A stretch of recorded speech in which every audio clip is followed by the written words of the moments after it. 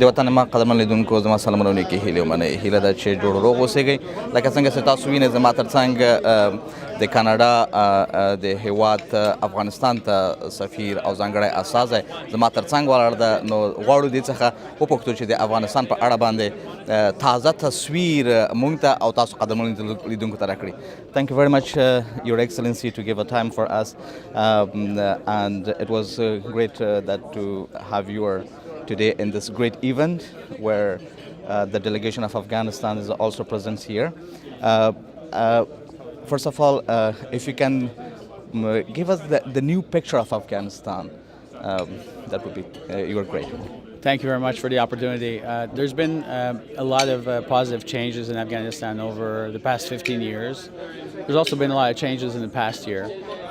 But for the past 15 years, education has improved, especially for girls, but also boys. Healthcare has improved. Maternity mortality rates have dropped. Polio rates have dropped, and so on. So there's been improvements in Afghanistan, and over the past year we've seen a lot of changes led by the president. For example, the latest last week he announced a peace proposal for the Taliban, and Canada, together with the international community, is very supportive of those changes. How do you see that in the Kabul process where the president gave a quite significant, or let's say that's opened significant doors for the elements were looking for a peace? So how do you see that in the light of the region and also international where things quite going? Can you give us a little bit elaboration in this? Well, Canada wants a stable Afghanistan which respects values like democracy, human rights, and so on, and especially empowerment of women and girls. We want, and I know that President Ghani feels very strongly that way, we want a peace process to be inclusive and to give a role to women and girls in the peace process. If we come back to the current government, where undertake a couple of reforms, as you mentioned during your speech, in particular to the security side, how do you see that the capacity and the things going in this regard?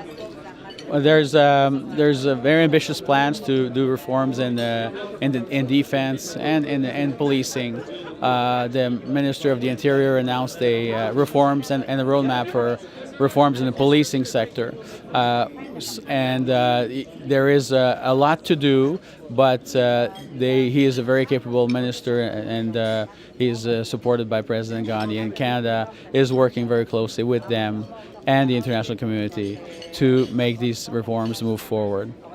As a last question, if you can tell us that the Canada government is supporting and assisting the Afghan government in non-lethal way, in particular to the policing and community policing, neighborhood policing, and reform and all that. So how do you see that the current, because police is, rather than the policing jobs, much more busy in the war, in the fighting or counter-terrorism. So how do you see this trains to the police come back to its own role?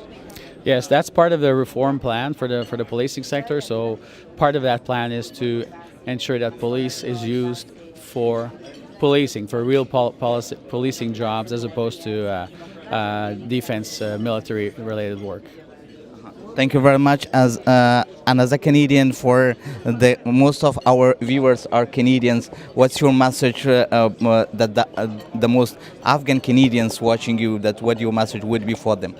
Well, Canada remains committed to Afghanistan. We've renewed our commitment in 2016 in Brussels. Our Prime Minister has renewed the commitment. We remain committed. Our priority in Afghanistan is health, education, security, and most of all, empowerment of women and girls. Thank you very much, Your Excellency, for giving us the time. Thank you very much. Tashakkur. قدرمن لیدونکو موږ به هڅه وکړو چې په دې جریان کې له نورو خلکو سره هم ځانګړې مصاحبې وکړو او ستاسو پام ورته راواړو. تر بیا.